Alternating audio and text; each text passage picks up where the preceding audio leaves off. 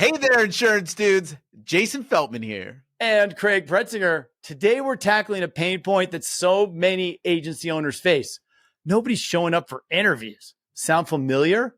Oh man, it's the worst. You've got leads coming in, policies to write, and you're desperately trying to grow your team. But crickets when it comes to hiring. Oof. So we are going to dive deep today into talent acquisition and then show the differences that we've seen by following this talent acquisition framework.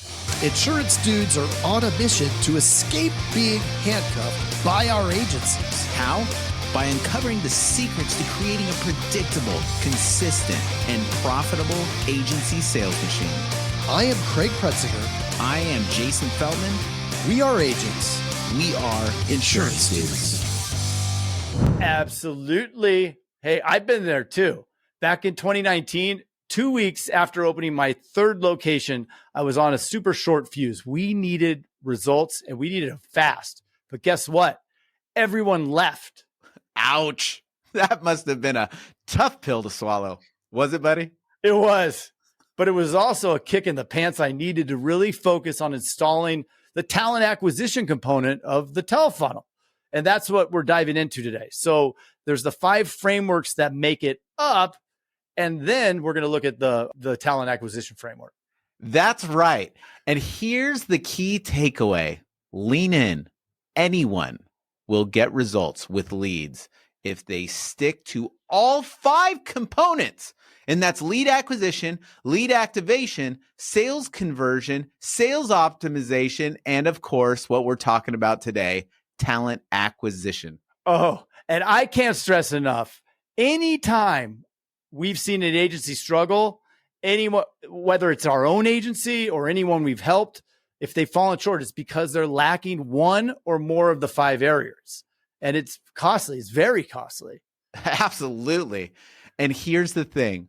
A lot of agents get hung up trying to perfect one of the components before moving on to the next. But that's a big mistake. 100. And I'm talking the red 100 with the lines under it. It's better to be at 80% of optimal in all 5 of the areas than 100% in just 4. Trust us. We've seen it time and time again. So let's touch on 4 of the frameworks from the telefunnel and how they work together and create a symbiotic relationship between hiring and sales. Okay. So number 1 is lead acquisition. So since we have a solid team in place, we have to have consistency with our lead vendors. So we learned that the better and more consistent you are with your lead vendor, you're going to get better prices and better consistency from them. So it's like not turning them on and off is going to actually end up helping you in the end. Yes, totally. So what's next? Lead activation. What is lead activation? Well, let's just skip talent acquisition for now, because that's what we will dive into shortly and look at sales conversion. Oh, gotcha. Oh, baby. Yeah. So sales conversion improves so much, partially because of the demonstration we're putting on, right? So when we do the interview process, we're bringing people through and they're seeing the whole thing in action. They're seeing leads coming in. They're seeing all the stuff. So now the candidate is excited. They are excited. And of course, since better expectations are set, they just do better because they know no different. Right? So we just focus on getting them to capacity. Yep. And then the last part, sales optimization. So I like to think of this as the role we should be playing and that we didn't realize actually existed. We need to be running the daily meetings. We need to be watching the analytics, tracking and measuring, motivating, and of course, unlocking our own freedom by doing these things. Okay, Mr. Craig, what about talent acquisition? Oh, I never thought you were going to ask. So this is the hiring process. And instead of going into the step-by-step, let's look at what we noticed when we actually shifted to this. We'll get into step-by-step at another point, but I think it's more important to understand the why behind it. Totes my goats. Okay, so let's break down the numbers for a $40,000 producer in our current system. We offer an $8,000 base salary plus commissions each month. We invest $7,000 into marketing spend and allocate $500 for, food, prizes, and spiffs to keep our team motivated. Right. And so the 8,000 is not the 8,000's just taking the best case or worst case scenario out of our pocket, right? Their base plus their commission. And then here's where it gets interesting. Our average employee quotes 10 leads per day, right? So that stays, when they do that, they're staying with us an impressive 2 years. And this is actually steadily increasing over time.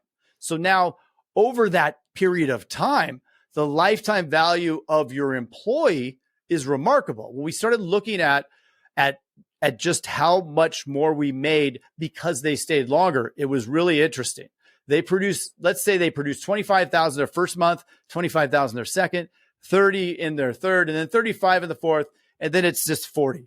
Now, if you're playing along at home, probably want to write that stuff down, but you can just hit rewind and listen to that. Sure.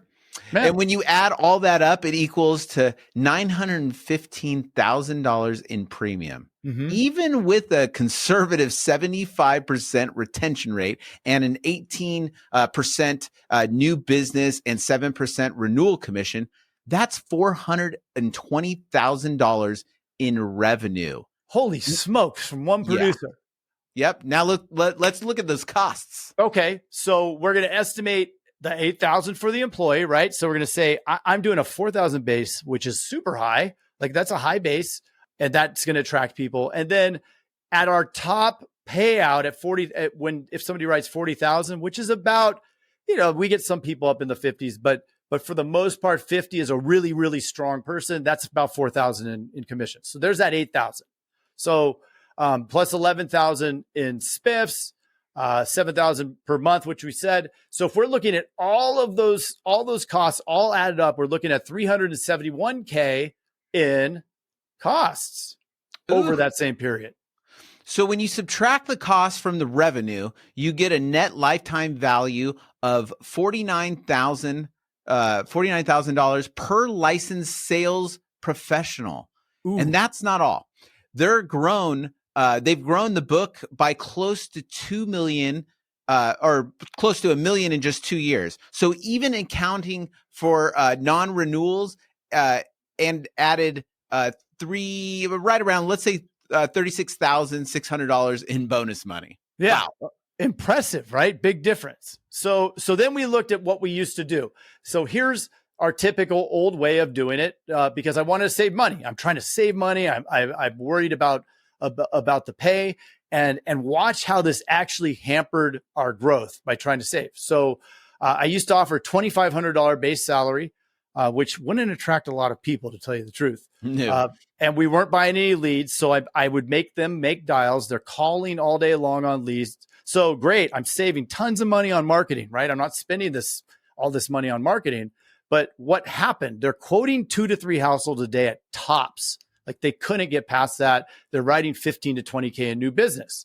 And their average lifetime with the agency was 6 months. So they're burned out. What, were you a slave driver, Mr. Craig? I don't know that you could say that anymore. Right? So let's move on. In that scenario, the average lifetime premium was $70,000, right? Mm-hmm. With an average lifetime revenue of $32,000. Yeah. The average lifetime cost was $16,000, including $2,500 per month for the employee and $1,000 in bonuses. That leaves an average lifetime value of just $16,000 in revenue. Ew. Oh, horrible. So we're talking three times, right? That's a staggering difference in the results there, right? That you're going to get net. Yeah, absolutely. And the best part is our employees are happier and they're more productive and staying longer. Yeah. It really is the ultimate win-win situation. So if you're looking to take your agency up another level, take a look at this. You have to take a real hard look at your talent acquisition strategy. Consistency investment and a focus on the long-term value is what makes a difference, but it's really critical. That's it. That framework will save you a lot. So thanks for joining us today on this episode. Until next time, keep on crushing it in the old insurance world. You got this. Remember, it's not about perfection. It's about consistency, working on all 5 components and continually improving. Oh, I thought you just wrapped it up, Mr. Jason. What a great show. It's good enough. That's what she said. Thank you.